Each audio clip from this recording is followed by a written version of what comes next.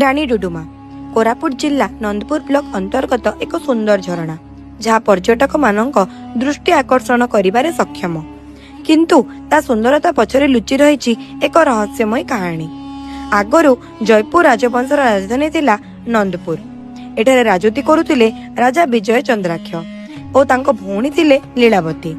राजा दिने शिकार करने जाइथिले। से समय रे लीलावती झरणा रे गाधोउथिले।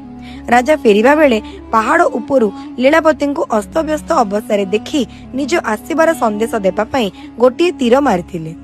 तीरटी लीलावती पाखरे आसी पड़िला। लीलावती जानी पारले जे भाई तांको से अवस्था देखि सारिचंदी। तेणु लाजरे से झरणार उपरकु तळकु डेई पड़ी आत्महत्या करिनेले। सेही दिन ठारू झरणाटीर नाम रानी डुडुमा।